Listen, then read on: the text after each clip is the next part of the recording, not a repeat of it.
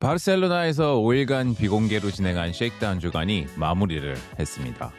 그래서 자세한 내부 이야기는 아무도 모르지만 스페인에서 진행된 만큼 스페인의 한 모터스포츠 매체인 소이모터스가 각 팀들이 5일간 돈 랩수와 랩타임을 기록한 정보가 공유되었습니다. 어떤 팀은 500바퀴 이상을 돌며 우승 후보 자리를 미리 점찍었고 어떤 팀은 뒤늦게 합류해 기대만큼의 성과를 거두지 못한 팀도 있었죠.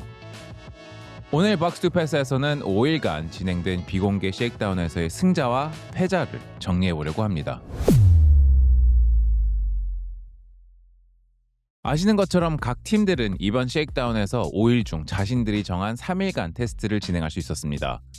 그리고 역대급 규정 변경이 적용된 만큼 차의 한계를 시험하기보단 랩을 쌓아 데이터를 쌓는 게 주 목적인 테스팅이었죠. 그런 의미에서 이번 테스트만 놓고 봤을 때 첫 번째 우승자는 단연 머세디스였습니다.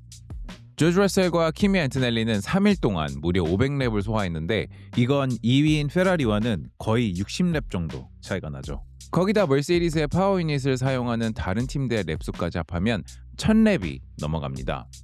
테스트에 들어가기 전부터 돌았던 소문대로 머세디스의 파워 유닛은 다른 팀들 대비 훨씬 앞서 있는 듯한 모습이고 5일 내내 이렇다 할 이슈 없이 모든 일정을 계획대로 소화해냈습니다. 그만큼 파워 유닛에 대한 신뢰성은 이미 구축되어 있어 2014년 하이브리드 시대가 열렸을 때 머세디스가 보여줬던 압도적인 내구성이 2026년도에도 그대로 재현될 것 같습니다. 거기에 더해 5일간의 랩타임 기록 탑5에 조지 러셀과 키미 앤토넬리 2명 모두 이름을 올렸죠. 그만큼 올해 머세디스는 팀 자체가 강할 것 같다고 대부분의 전문가들은 예측하고 있습니다. 하지만 보시는 것처럼 기록지 맨 윗줄은 1분 16초 348로 2위인 조지 러셀보다 약 0.1초 빠른 서 루이스 해밀턴이 기록했습니다. 두 번째 승자는 페라리인데요. 페라리도 많은 팬들의 우려와는 달리 굉장히 좋은 일주일을 보냈습니다. 특히 여러분들이 까먹으시면 안 되는 게 이번 바르셀로나에 가져온 건 에이스백 차라는 점입니다. 에이스백 차는 간단하게 설명드리자면 내구성과 데이터 취합을 위해 기본만 갖춘 차입니다. 즉 바레인 테스트나 그랑프리 때는 더 개선된 차가 나올 거라는 뜻이죠.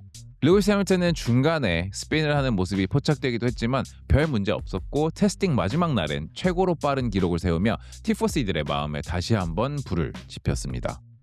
We are back, baby. We are fucking back. We are back. Classic.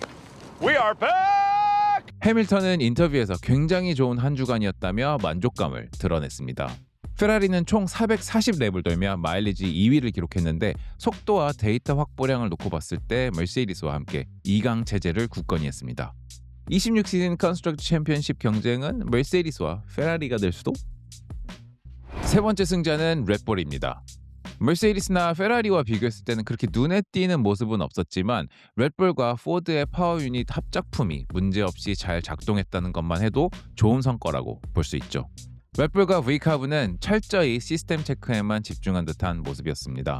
쉐이크다운 첫날부터 아이작 해저는 100랩 이상 달렸고 최고 빠른 기록까지 세우며 좋은 스타트를 보여줬었는데 안타깝게도 다음날 빗길에서 미끄러져 파워 유닛이 있는 차의 뒤쪽이 벽에 박는 큰 사고가 나버렸습니다.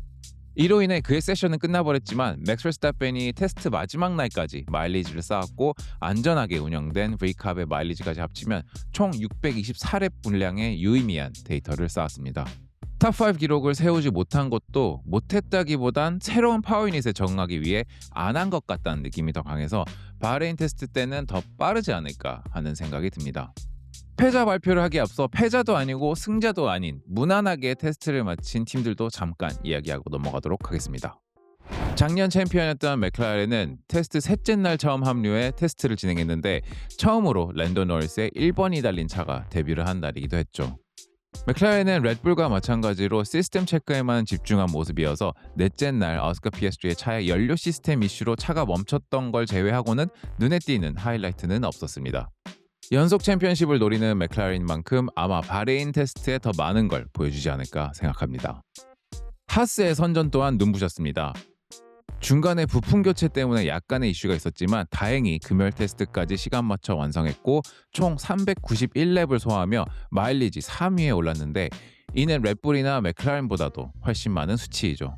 RP는 작년에 꼴찌한 팀이라 미디어에서도 관심도가 많이 없었던 인상을 받았지만 르노 파워 유닛을 버리고 메세이디스로 교체, 처음 진행한 테스트에서 크게 이슈 없이 무난한 테스팅을 진행했습니다. 신병 캐딜락은 아마 쉐이크다운에 참가한 팀 중 가장 조심스러운 팀이었지 않았나 생각이 듭니다. 발테리 보타스와 세르지오 페레즈는 오랜만에 트랙에 돌아온 만큼 감을 다시 살리기 위해서이기도 했을 테지만 무리한 어택 없이 총 164랩을 돌았습니다. 일단 완주하고 데이터를 가져가자 하는 전략이었던 것 같은데 비록 속도는 제일 느린 팀 중 하나였지만 신생팀이 큰 이슈 없이 마무리했다는 점에서는 좋은 테스팅이었을 것으로 판단됩니다.